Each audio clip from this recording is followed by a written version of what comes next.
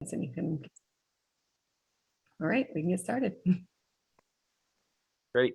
Good morning. At this time, we're calling to order the joint city school meeting for August 19th, 2021. Would the clerk please call the roll? Yes, sir. Vice Mayor Burt. Here. Councilmember Tanaka. Board President Darup. Here. Board Member DiBrienza. Here. For the record, we have a quorum. Thank you. So our first item is oral communications for any members of the public who would like to speak on items that are not on the agenda. And do we have any speakers? If you'd like to make public comments, if you could please raise your hand.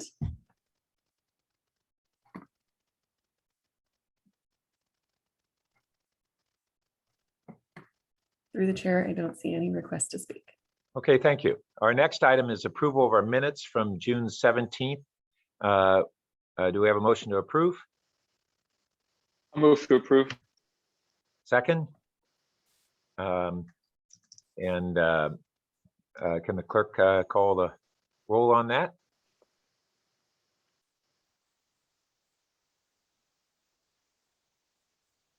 Oh. I was muted. I apologize.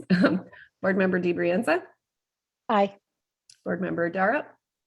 Aye. Vice Mayor Burt. Yes.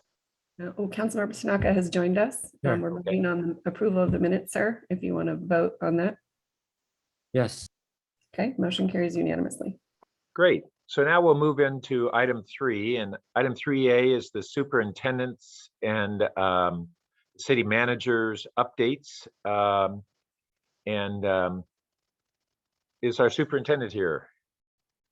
I don't think he is, but I'm happy to give an update on his behalf. Yeah. Okay. Go right ahead. Great. Well, the big thing that happened since our last meeting was that schools have opened, and it was the first days of school last week. We had middle and high school one day and then elementary the next. And I know that Ms. DiBrienza, Dr. DiBrienza, and myself visited some schools, and kids are back. It's in full swing. Everyone is thrilled. Teachers are happy. Our COVID mitigation measures are in place, and they are. Well, you know what? I'll let Dr. Austin take over. I was just filibustering for you, Don. Go ahead.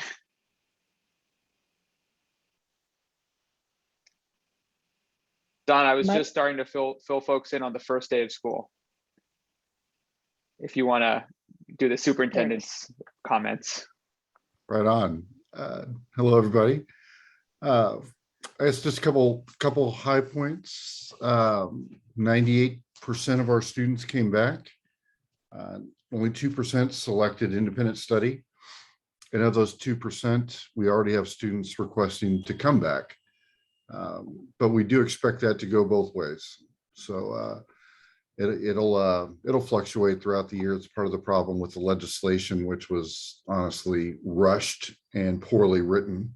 So we're going to have issues with it going back and forth. But the classes were prepared and ready for students. It looks great. The campuses feel completely different this year. Teachers that were anxious in the spring of last year, much more comfortable.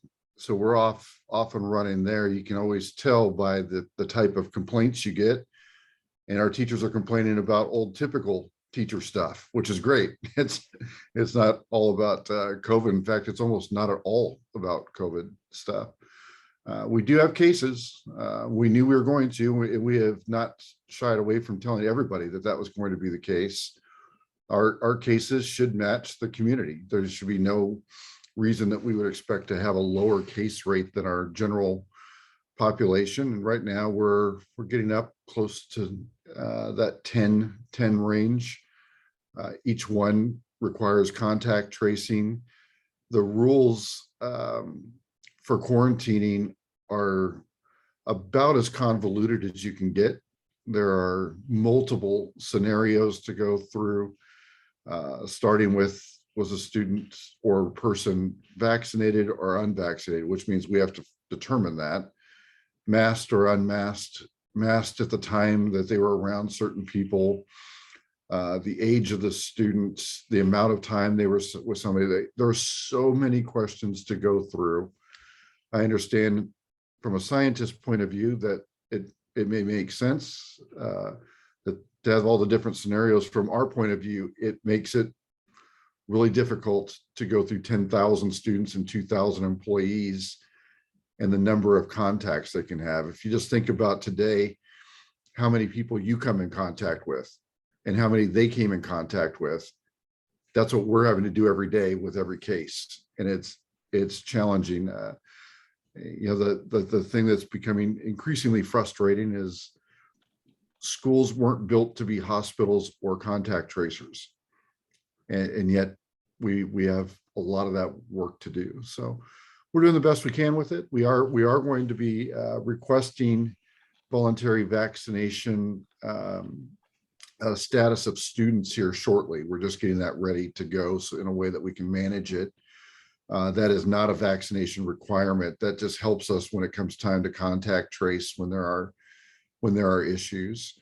And we do have, well, at least for now, what I believe to be the strictest testing requirements for employees in the state of California, which is you need to test daily unless you have submitted verified proof of vaccination. So not self-attested, but actual proof of vaccination. The daily tests are run through a company called Predison. They test at home. The results always lag by 1 day. So they take the test. You get the results in 15 minutes. I took one, even though I am vaccinated, I took one just to see what the process looks like. Takes 15 minutes. It looks like a pregnancy test. You get a line or you don't. Not that I've taken one of those, but in 15 minutes, you have that answer. Then you fill out just a quick Google form for us to say, yep, I have a negative test before you report. If you report to work without submitting the test or having proof of vaccination, you're suspended without pay. So we went pretty strong on this one. I think it's important. So that's where we're at. So overall, this opening was best case scenario. I guess I could say minus the fires, because of course we had to throw in another piece there. I will tell you, I wrote all of the parents last night very directly and concisely that we will not close for smoke. Okay, so that's something that probably does matter to the city. We are not going to release 10,000 students into the city because we have poor air quality. We believe our air quality in classrooms is as good or better than most homes. And people need to be at work, and we don't want to release thousands of unsupervised, potentially students without childcare at the last minute. So we have made that decision. San Mateo County has a very different approach, but I did calibrate with the other superintendents in Santa Clara County. In fact, we all have a common letter that went out. So that's all I've got. Thank you. I had a couple follow-up questions, if it's okay. So one is, I'd read briefly on your testing and vax policy, but what's your latest on mandatory vaxing, and whether you're having any testing requirements for vaccinated either workers or students? Yeah, great question. And some of this is going to evolve. So my answer today may not be my answer next week. Okay. But right now, starting August 30th, the week of August 30th, we'll have weekly testing available for all students and all staff, anyone who wants it. So that would be the asymptomatic surveillance testing available at each site. So 1 day a week, and the day of the week fluctuates depending on which site you're on. So that'll give us another layer of a look at people that may be carrying and not know. And I think your other part of the question was mandatory vaccinations. Right now, student vaccinations are not mandatory in the states, federal or local level, partly because 12 and under, right now there is nothing approved, and if we're technical about it, we're not FDA approved at any level. So to mandate that for students seems like a step. Nobody put me at the top of the list is willing to mandate that at this point. That could change at some point. If it becomes FDA approved and FDA approved for all school age children, I think the state of California will have an interesting decision to make as far as that requirement.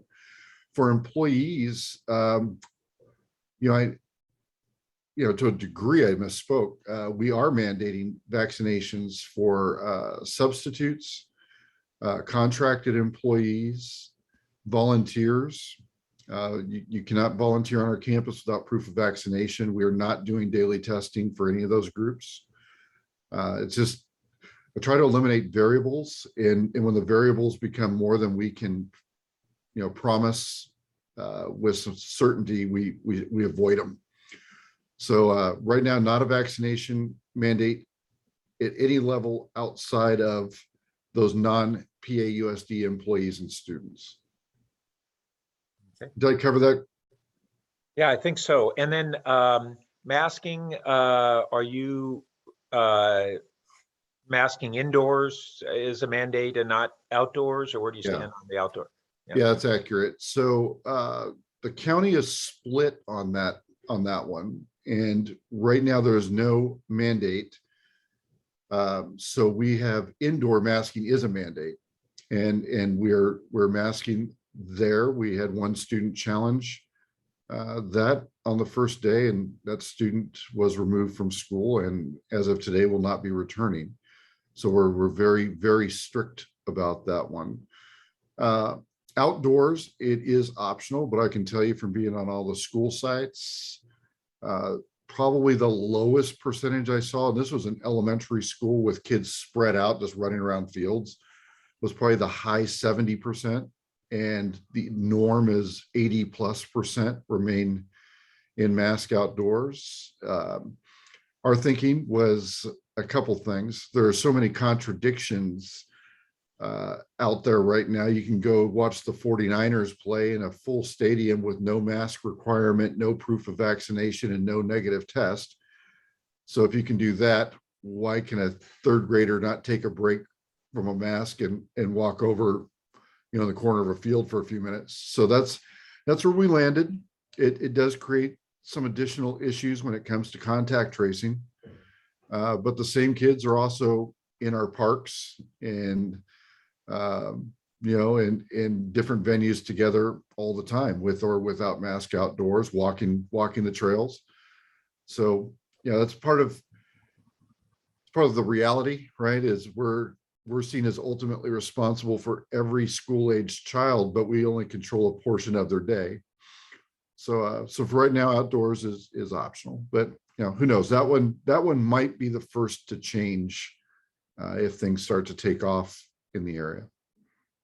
Great. And I just anecdotally, I rode past kind of the mass of students exiting from Pali and the other day, and it was surprising, the very high percentage outdoors, going home, were still remaining masks and walking in groups, and so a pretty conscientious group. The other thing you mentioned, that you have 98% of the enrollment, it sounded like that was referring to 98% of your enrollment is electing to be in class. Is that what you meant? Yes. And I know that you don't yet have your annual actual enrollment numbers, but do you have a sense of what enrollment looks like this year? I know last year had its drop off for a number of reasons, and how does this year look in terms of how many cohorts and how full they are? Yeah, no, we're down again. The entire region is. So it's not an alarming decline for Palo Alto. It's the entire region. But we will be reporting. We have 4 elementary schools with less than 300 students, which is not common. Our high schools are pretty solid, about what they were, and middle school's down a little bit. So yeah, we have schools that are small. Yeah. I think Barron Park is just barely at 200.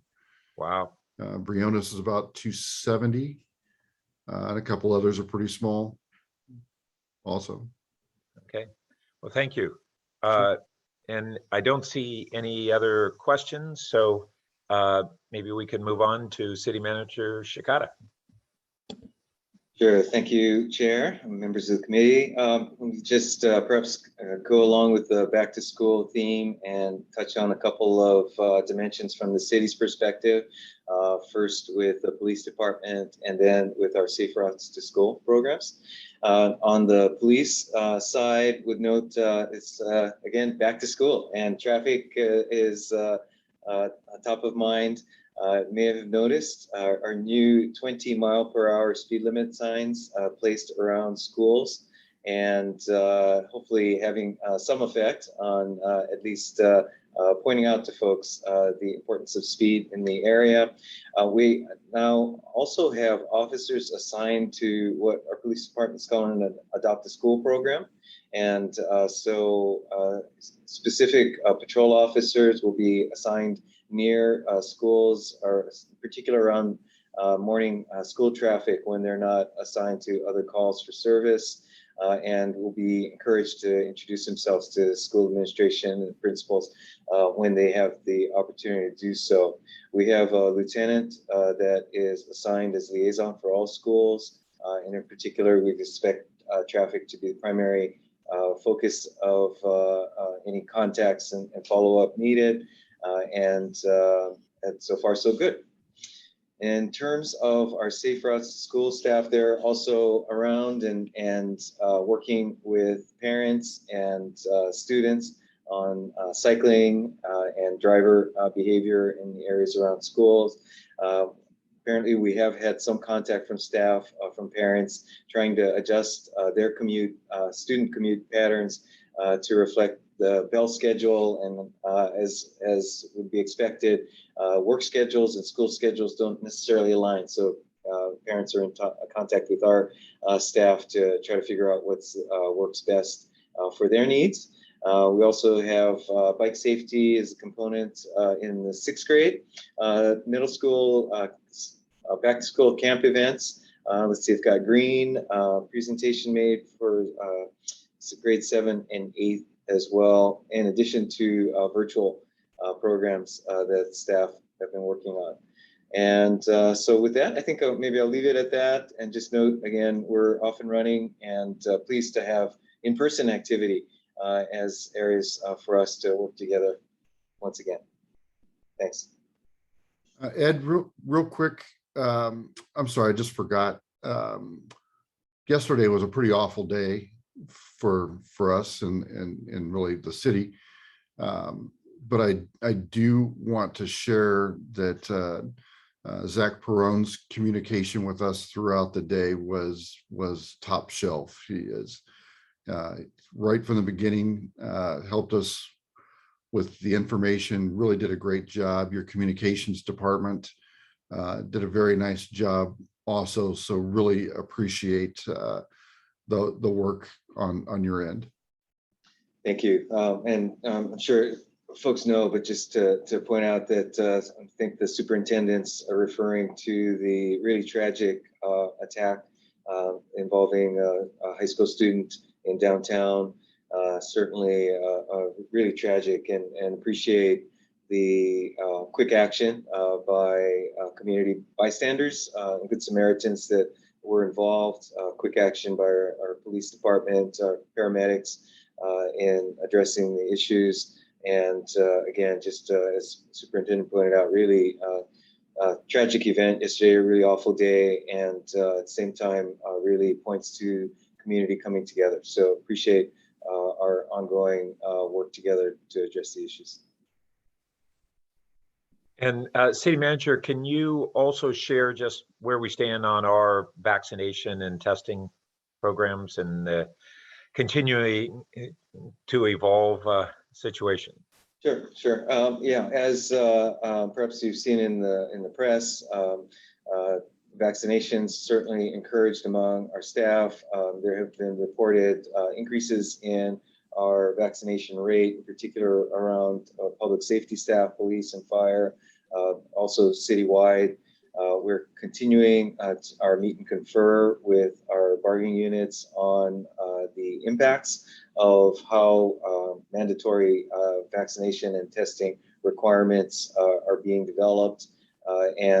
So we're working on finalizing those policies in order to be able to establish not quite as at this point as definitive as the superintendent pointed out in terms of the refusal resulting in suspension without pay. We're really in the midst of working through those types of issues with our bargaining units. And I'll leave it at that. Thank you.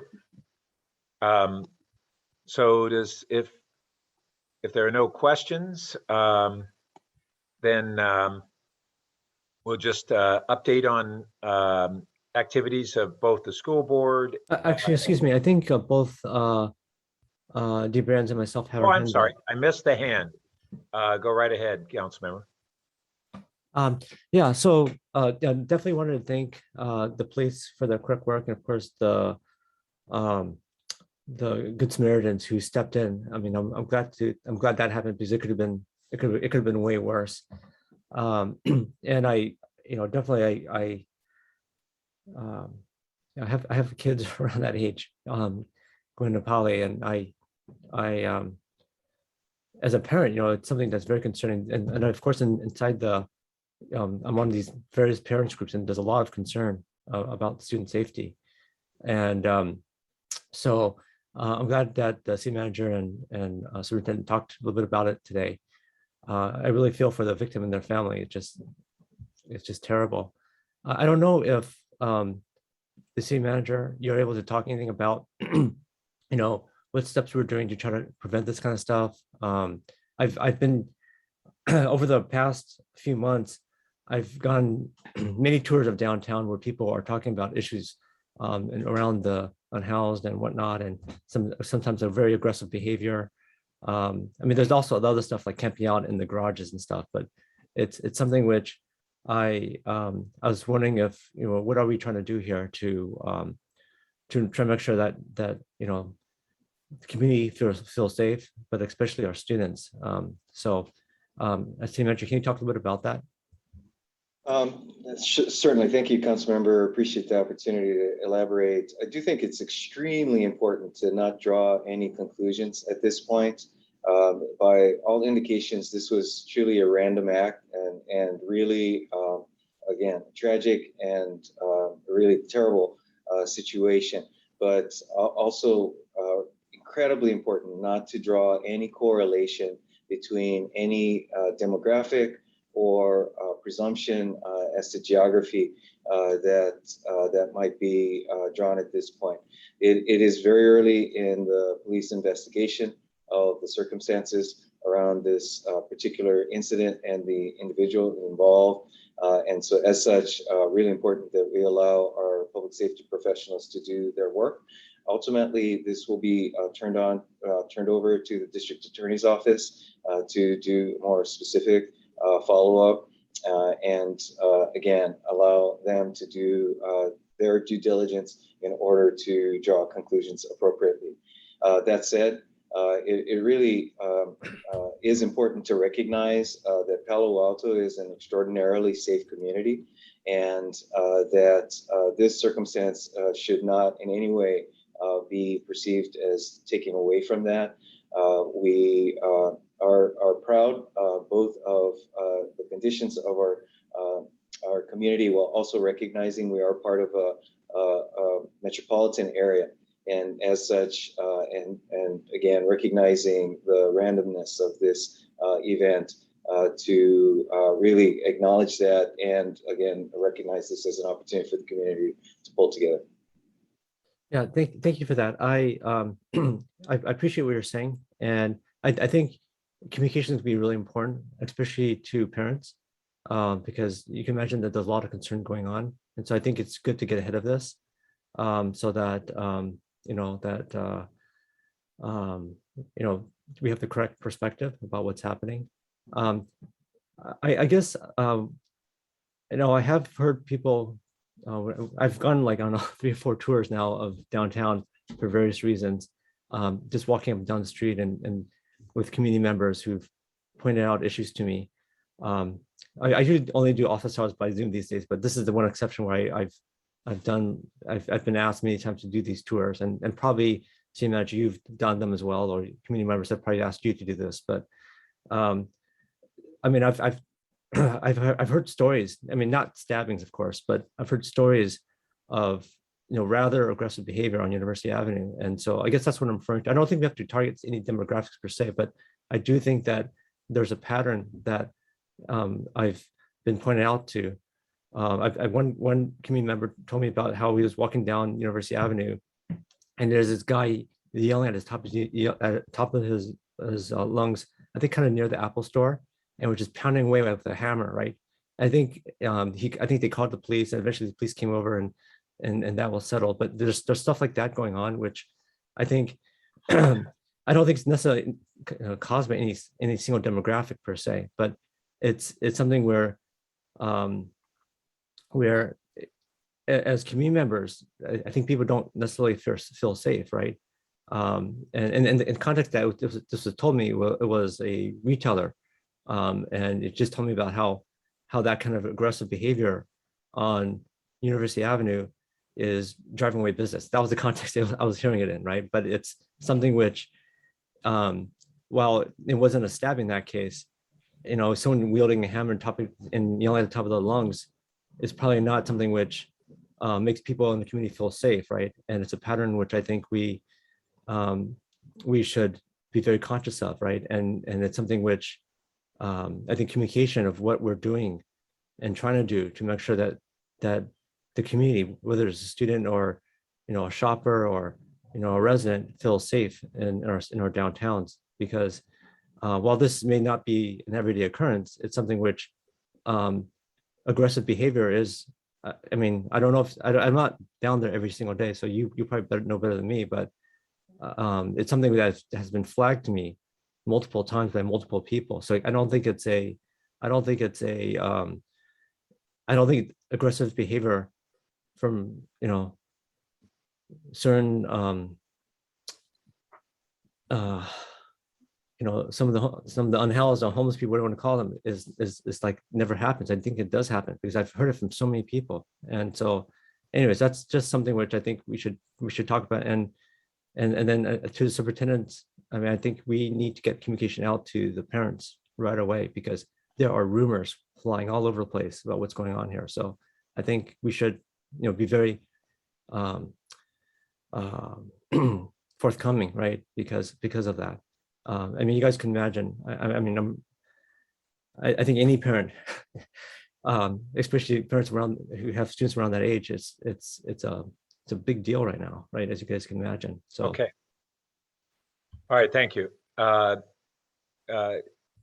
Member DiBrienza.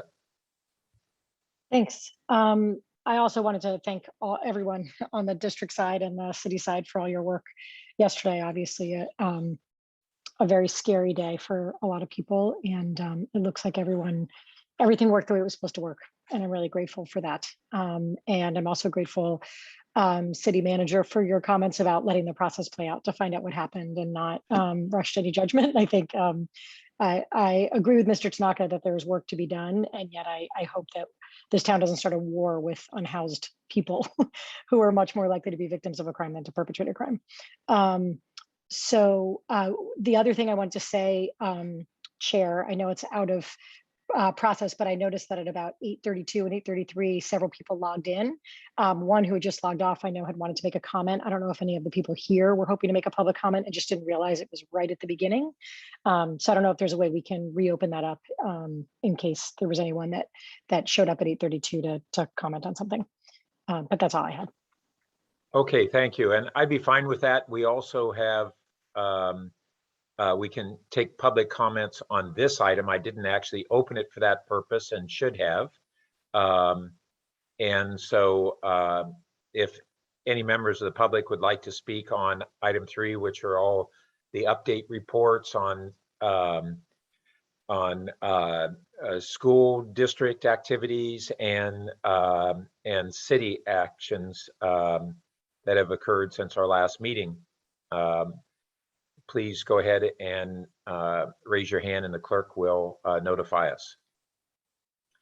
And I'll leave that opportunity open and let people speak at the end of this period so that they get a chance to sign up if they haven't already. So then on city updates, we're getting back together for the first time since June. So there's actually quite a bit of activity that's occurred at the city level, even though we had our council break throughout the month of July. But a number of things that I think are of interest to the school board and the community as a whole. So one is that you may have read that we, as a council, just gave support for moving forward fairly aggressively on a transitional homeless center housing for transitional housing for homeless people who would reside there for 3 to 6 months before being transitioned into permanent housing. And we're looking at what's called the former Los Altos wastewater treatment site, which is out at the end of San Antonio, just east of Bayshore.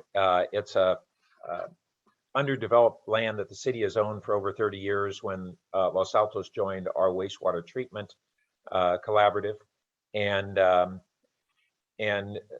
So we're working very closely with the Life Moves organization, which just opened a similar facility, a half block into Mountain View off of San Antonio Road on Leghorn.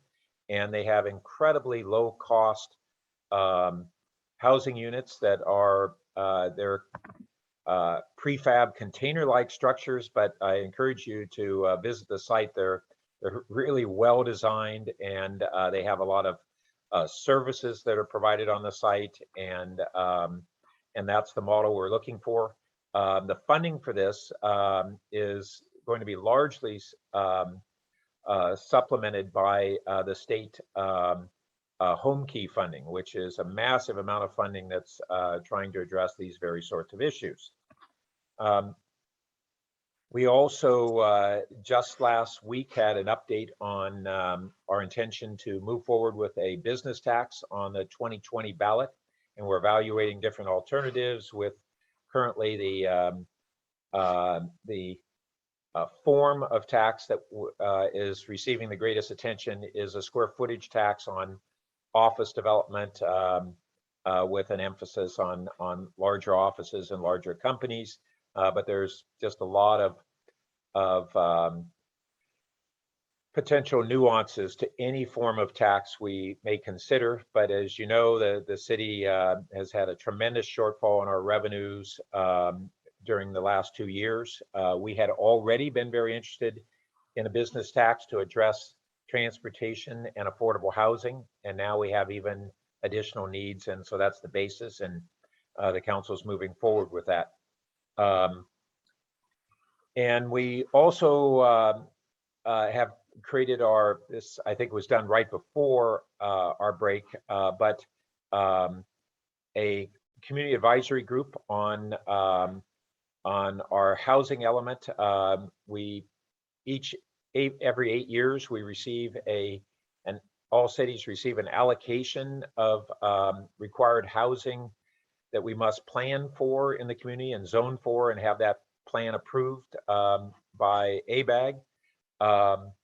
And now in the last couple of years, it's not only a requirement that they be fully zoned to allow for that, but if cities do not actually construct that housing in the different income categories, then they basically lose local control over a lot of the approval process for development, including that developments that are mixed use and may provide more jobs than housing automatically are approved in a streamlined measure under this SB 35 state law that came through a couple of years ago and was probably not widely understood at the time it was adopted. So we were allocated about 6,000 housing units, which is close to a 25% increase in all housing units in Palo Alto over the coming 8-year period. So that would begin in the beginning of 2023 and extend for 8 years. So it's potentially a massive transformation of the community and would potentially have impacts on schools depending on where we locate this housing, because the best opportunity sites for higher density housing are not necessarily the ones where we've historically concentrated our schools, because we have the schools where the school age population has been. It's also a question of what kind of breakups of the family sizes will be in the different housing. We're seeing the proposals that are coming forward are probably disproportionately for very small units. And we're actually trying to look at how we can have a balance of housing types for singles, couples, families. And that's a bit more challenging because the way this regional housing mandate is set up, it's one housing unit is counted the same, whether it is a micro unit of 200 square feet or a family home or townhome. And it basically disincentivizes communities to meet their requirements through having more family housing. So that's the reality of how the law is set up, and I do have concerns that it's going to change the demographics of cities and discourage families because that's the way the mandate is established. Excuse me one sec. One other update is that we just had an announcement, and the city acted on an agreement between the 3 cities of Sunnyvale, Mountain View, and Palo Alto on the allocation of the county sales tax for transportation from 2016 and the dollars toward grade separations in those communities. And at the time that was adopted, it was about $700 million for those 4 communities for grade separations, of which half of those at-grade crossings are in Palo Alto, 4 of the 8. Not all of the current at-grade crossings will actually be separated. Some cities will be closing perhaps one, and we're even considering that still. But we struck an agreement whereby the cities will receive those dollars in proportion to the number of grade separations they have, which was the original tentative agreement, but it had never been formalized. And the agreement is going to give the cities quite a bit of latitude in how they utilize those funds and the timing of those expenditures. So connected with the grade separations, we have coming up in next week's council agenda. Yes, this coming Monday, a next meeting on the grade separations with a focus on the Charleston East Meadow grade crossings. And as we all know, those are very heavily used for school children. And there are a lot of design challenges to try to both assure that we have excellent bike and pedestrian crossings there, and that we figure out how we're going to contend with those needs during the extensive construction periods of likely several years, and how we contend with bike and pedestrian crossings at that time. And so we really encourage the school district to be engaged with that because it very much affects the district and the children. And as we've stated, and the city manager has stated that this is the largest and most expensive public works project in the city's history, in all likelihood. So it's a big deal, and it very much affects the community. We're also looking at, in the next couple of weeks, an update on what we're going to do on the 2 downtown street closures. In June, we extended the closure dates, and the council indicated an inclination toward Cal Ave being more feasible for a permanent closure and much more challenging for University Avenue. We're seeing retailers on University Avenue are really struggling despite how much the community and the restaurants value the closures. We're really seeing a dying off of our retail community, that the cultural changes toward online purchases were already happening and been accelerated in the pandemic. But on top of that, the closures are showing that same store sales on University for chain stores compared to elsewhere, that University is suffering even more so. So that's going to be a very difficult decision. I should have mentioned also related when on the bike issues, we not only are moving forward with closing in on the completion of the 101 bike bridge, but we also have done 2 measures for South Palo Alto biking that are very significant. We've moved forward with the completion of the Charleston-Rastradero corridor. We had the phases that are from Middlefield eastward and southward. So we're actually, I believe, under construction for those segments, taking it all the way out to San Antonio.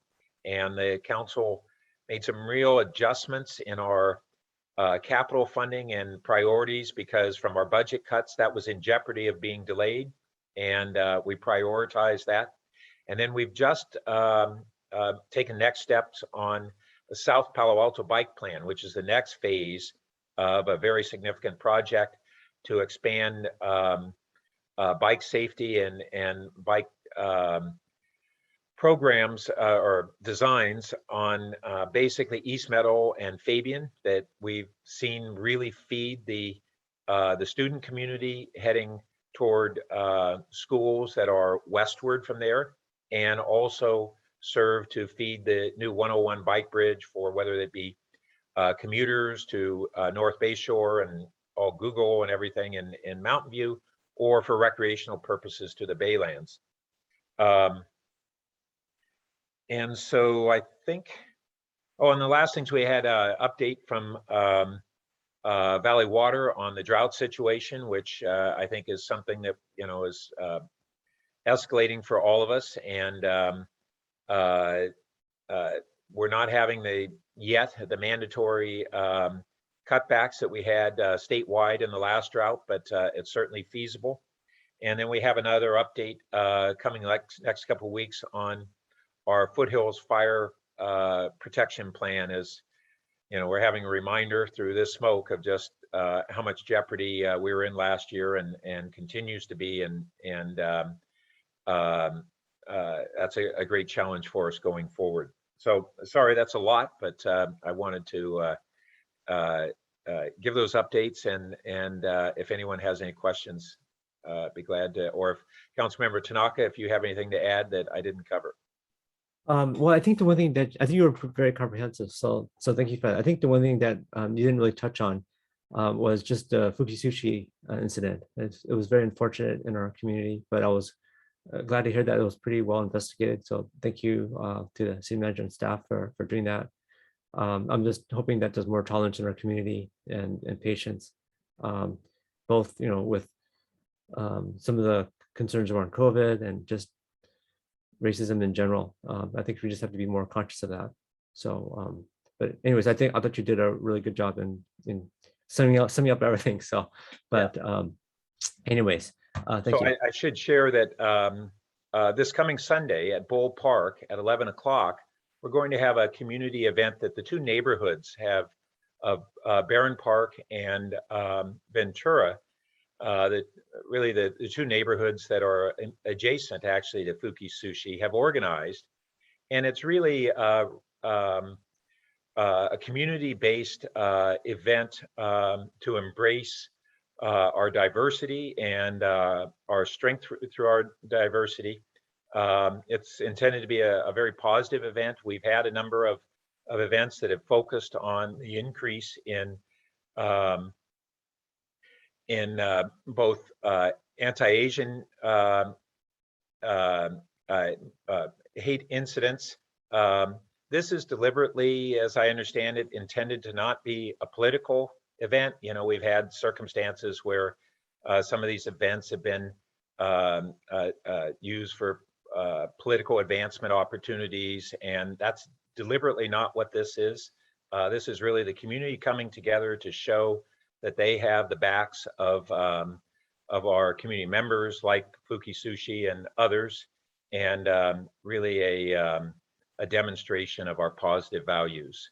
And so that's Sunday at 11 at Bull Park. And I also just shared that I received word that State Senator Josh Becker on Sunday at 10 in the morning is going to have a webinar on school indoor air safety, and with some top experts in that arena that he's pulling together. And so I sent that to Chantel, and she can distribute it to everyone and open that up. So those were the two other things. I don't see any hands up. And do we have any members of the public that did want to speak? Yes, sir. We have one member of the public. Carol Alvarado, if you would like to unmute yourself, you can speak for up to 3 minutes.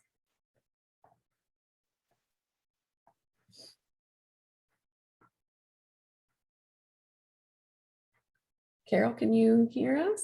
Yes, I can. Okay, great. Hi, I'm just calling into on the transportation front to just note that we are very much missing in my family the city shuttles, especially the Embarcadero shuttle route to Pali. My daughter this year, in preparing for her first on-campus experience at Pali as a sophomore, was pretty disappointed when she went to look up the schedule and figured out it's no longer there. And so I think for especially for those who live in neighborhoods like we do up closer to the freeway, that route to Pali, I think is very much missed. It was taken by a lot of kids in our neighborhood previously. And for those kids that really don't like biking through traffic, don't want to deal with congestion in the bike racks, bike thefts, et cetera, that option was a great one to have. And I feel like right now the lack of that, it does end up encouraging more driving, more traffic. And I've also heard other parents articulate concern about with the school day moving later for the high schoolers. For anyone who stays after school, you're now running into more and more kids potentially biking home in the dark. So I appreciate that there's a lot of other issues at play and budget issues here, but just wanted to be sure that the city council was aware that this was something that was missed by Pali parents and families. Thank you. Thank you. And so we have the final item 3C, which actually dovetails in with the last speaker's comments. It's listed as an update on the Coverly ad hoc. It's also a brief update on our own ad hoc out of this committee that Board President Darup and I are doing on continuing to develop the framework for the programs that the city and the school overlap on in serving our youth and families. But first, City Manager, any update on the Coverly ad hoc group? Actually, I believe the ad hoc committee itself had not met since your last meeting. There is some staff follow-up between the superintendent, myself, and our staff that is ongoing to look at some of the operational issues and some concepts that we might advance for further discussion by the Coverly ad hoc. Great. And as far as our city school collaboration ad hoc, Board President Darup and I met over the break and did additional work on the outline that this committee has seen, and we're going to be meeting again prior to our September meeting, and at that time we should have an update for the committee. But the concern that the last speaker expressed is certainly one that I think everyone shares. The loss of the shuttle was one of a whole series of programs and services that the city has had to cut as a result of its budget crisis. And it's one of many that was invisible last year. So without kids going physically to school, and with really the community as a whole not being out and about as much, it wasn't apparent that we had cut such a program. And many of the programs that we cut, whether it was library hours and all those things, people are just now beginning to realize that many of those cuts were not just during the downturn. They were, for the time being, permanent cuts. We don't have resources at this time to restore them, and that's part of the discussion around the business tax. But we cut police and fire and emergency services and code enforcement and libraries and parks and transportation. These are the biggest cuts the city has had in many, many decades. So they're just becoming more important, more apparent to the community, and that discussion on how to restore those cuts is ongoing. And we'll have an update on our budget later in the fall and see whether any of the income streams are improving. But it's been a real struggle for the city. And Councilmember Tanaka. Yeah, I've heard. I'm glad that we had that speaker call in about this, because I've heard this from other parents as well. And my kids wouldn't actually use the shuttle as bike, but I've heard a lot of other parents in areas like that and others, also to gun, that just in general, like public transportation is, especially during when it starts to rain, it's going to be a bit of an issue. So I do think this is important. This is one of the reasons why I never supported cutting this. So I'm hoping that we could shift money around a bit to help restore the service, because I know it's very, very important, especially as it starts to rain. So I hope we can start looking at that. I realize that budgets are very, very tight. I just want to make one other comment, which I don't think this was intended, perhaps, but I attended a bunch of Stop Asian Hate rallies, and I got to tell you that I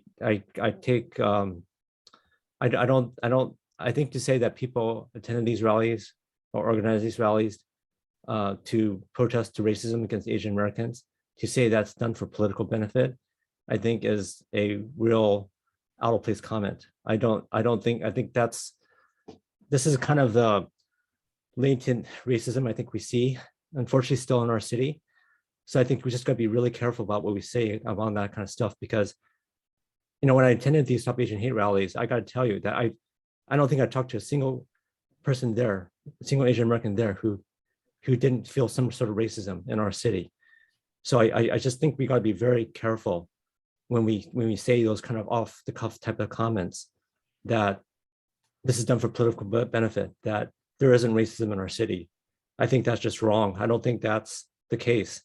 As an Asian American in Palo Alto, I tell you, I experienced racism in our city. So I think we just got to be super careful about what we say, because it hurts. It's something which it's what causes things like Fuki Sushi. It says that racism is okay. So I just think we got to be careful there, because I don't think that's right. And I take offense to that.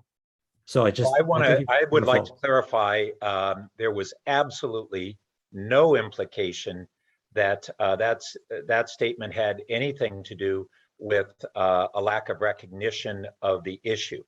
And equating those two things is inaccurate and not what I stated. And I will be glad to take offline and discuss with you what actually occurred at the City Hall rally and the blatant politicization of a campaign that you have that occurred at that rally. I don't think this is the right forum to do so, but I am more than willing to discuss I that think you with need to you. walk some time in my shoes, Vice Mayor. This is Because this is not about the issue of recognizing the racism. You are falsely equating two different things. okay, it's very easy for you to say that as a white guy. I totally get that. But as an Asian here in Palo Alto, that is absolutely not true. It's not true that I'm not going to discuss it further at this time. All right. Unfortunately, we are ending on that discussion. We move on now to future meetings and agendas.